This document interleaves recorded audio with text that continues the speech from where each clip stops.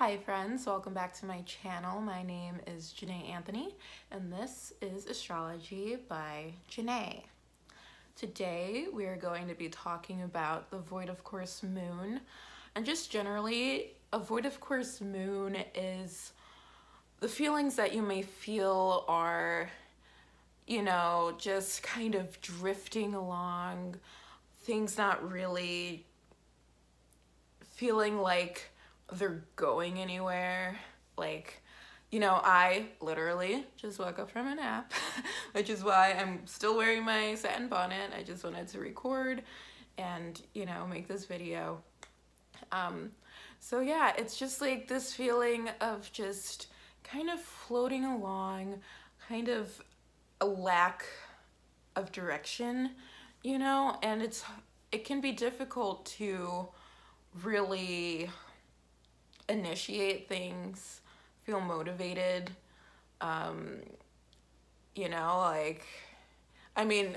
feel motivated to do certain things. Like today, I was totally motivated to take that nap. But yeah, void of course days typically aren't the most productive of days in, the moon cycle. There are much better times to be productive, and the void of course moon is not one of those times. So if you don't know what a void of course moon is, or how to tell when the moon is void of course, there are a couple different ways to, come to this conclusion. Different people use different methods. One method is more modern and one is more traditional. And I do not have my sources in front of me, so I will just let you know, if I mix these two up, that's why I'm not looking at my sources right now. But I believe, traditionally, the way to calculate the void of course moon is if the moon is just moving through the zodiac, yes? And it will not make any major aspect in the next 30 degrees in front of it. That would be considered void of course. And that is regardless of sign cusp. So just, the moon can be at any degree in a sign, and if there are no major aspects for 30 degrees in front of it, it is void of course. The more modern way to think of it, kind of an easier way to think of it, you can look at a chart and see right off the bat if it is void of course using the more modern method, is that when the moon is moving through a sign, so with this calculation there is a sign boundary. So when the moon is moving through a sign, once it gets to the degree of that sign, that it will not make any other aspects, major aspects still, before moving out of that sign, it is considered to be void of course for those degrees between where it hits its last aspect and the 29th degree, 29 minutes of that sign. But as soon as it enters the next sign, as soon as it hits 0 degrees of the next sign, it would not be considered to be void of course anymore. So that's really the main difference between the calculations. One is, one is confined to sign boundaries, and one is just that 30 degrees in front of it, regardless of where it is. So you can try that for yourself, which method seems to work better for you. I will be talking about the more modern method, because like I said, you can look at a chart and immediately see, if it's void of course or not. It's a little bit easier to spot a void of course moon when using that method. So anyways, I talked a little bit about, the different feelings associated with void of course moons, and that's just in general. I was mainly talking about what we feel like when the moon is void of course by transit. But when the moon is void of course in a birth chart, it will feel a bit differently, right? Because things in transit feel very, very different than things in a birth chart. And I realize my computer is on, and my Slack notifications, I have it set to say hummus just because I just think it's hilarious. So that is what you heard there. And I will mute that right now. 1 second. Okay. I am back in my bed. I don't know if I mentioned that. Did I mention that I'm coming to you from my bed? Because literally just took a nap, and I'm enjoying these void of course feelings where I'm not being productive and staying in bed. But anyways, like I was talking about, things feel different in transit and by, natal chart placement.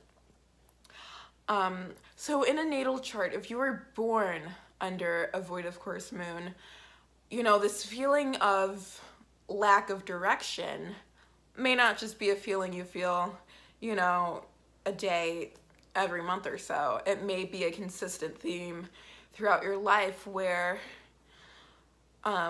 it might be hard for you to make decisions and stick to them because it's like you don't have this clear destination, right? And so when we don't know where we're going, yet we still have, this need to move, you kind of just drift and you just wander until you happen upon something, right? That can be the experience in life if you were born with the void of course moon in your natal chart. And I think it's important to examine this conceptually and why the void of course moon feels this way, So when looking at the moon in astrology, because it is such a fast moving planet, the planet, right? We call the moon a planet in astrology.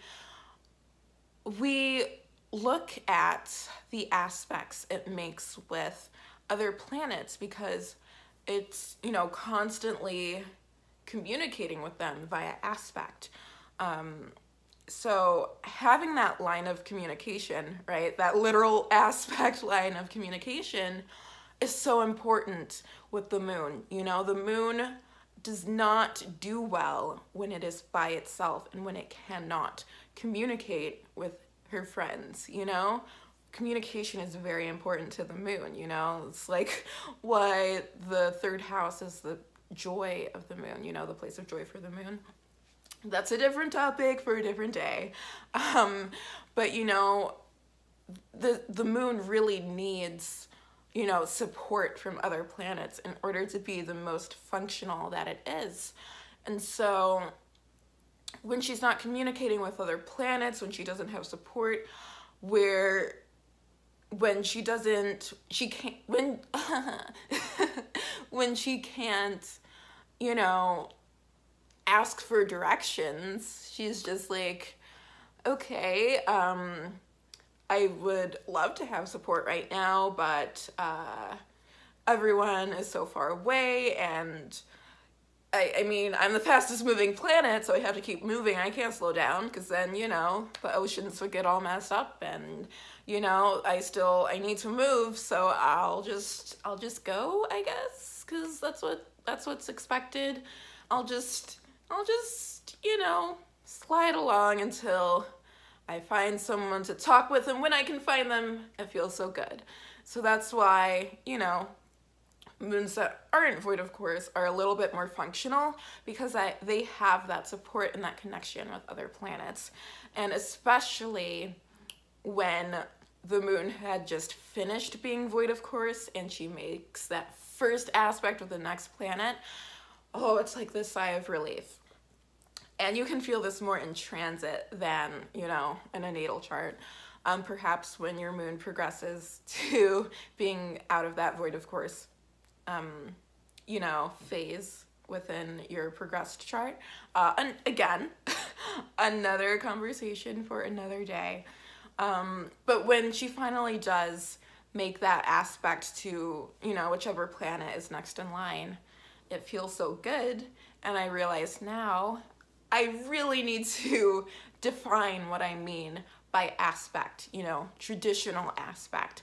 So the traditional aspects, the Ptolemaic aspects as people like to call them, the conjunction, the opposition, the square, the trine, and the sextile.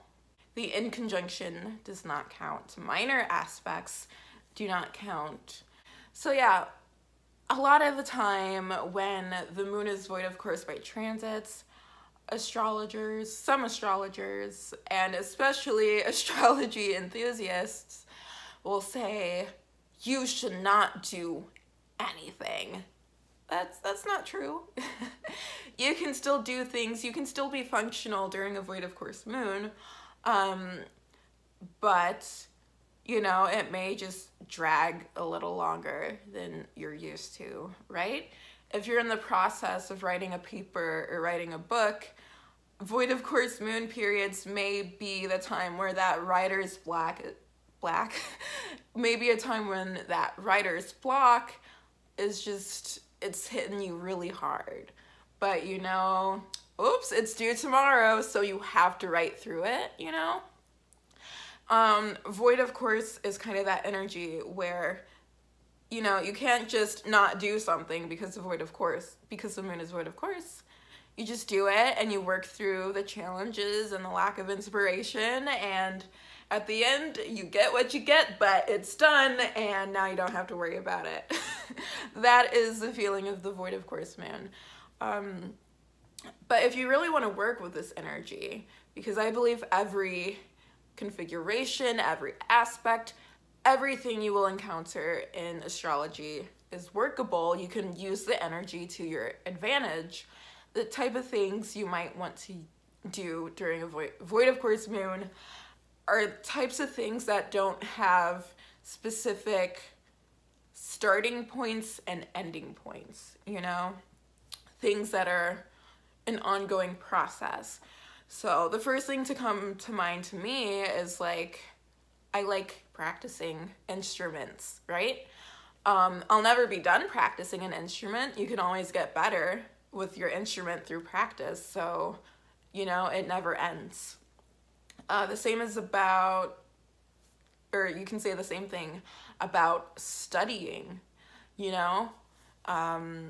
You study a topic, and if you're really invested in learning it, then your study of that topic will never end. So we have practicing things, studying things, just doing the same things you would normally do every day, which I think is very important. Why I do not feel like do nothing during void of course moon is terrible advice.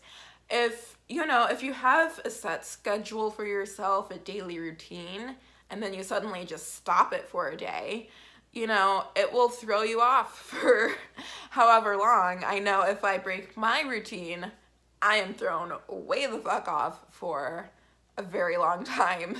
So sticking to routine is very important to me. So, you know, stick to your routine. If you work out every morning and that's just what you do, you should do it during a void of course moon too. Because if it's a daily routine, it's this ongoing set of circumstances, thus, you know, it's kind of in line with void of course energy where, you know, it's like just drifting along, just doing what it's doing. When you really fall into a routine and it's, you know, working for you, you can kind of just float through it and it's working for you. So yeah, that is what I had to say about the void of course moon. Definitely do not do nothing. Do what you're gonna do, you know? Don't let anything in astrology stop you from doing what you're doing, because if you have an urge to do it, the urge you're feeling in that moment is probably inspired, right? So just when you feel inspired, do something. And that is my Mars rising coming out. I feel this temptation to do it. I'm gonna do it right now. That's just me. So if you're different, that's fine for you. But yeah, thank you for watching this video. If you want to learn more about astrology, subscribe to my channel because I will be bringing more videos to you in I was just talking about how routine is important. I like routine. Schedule is a different thing. So I don't have a set schedule for this channel yet. I will probably have one eventually when, I'm done working on behind the scenes stuff with rebuilding my website and whatnot. Anyways, that's besides the point. The point is subscribe to the channel to stay tuned so you won't miss out on the next video. Like, share, comment. Yeah, comment on this video. Let me know if you have a void of course moon in your natal chart, and if you don't, what are the sorts of things that you like to do when the moon is void of course. So yeah, thank you for watching, and I will see you in the next video. Bye.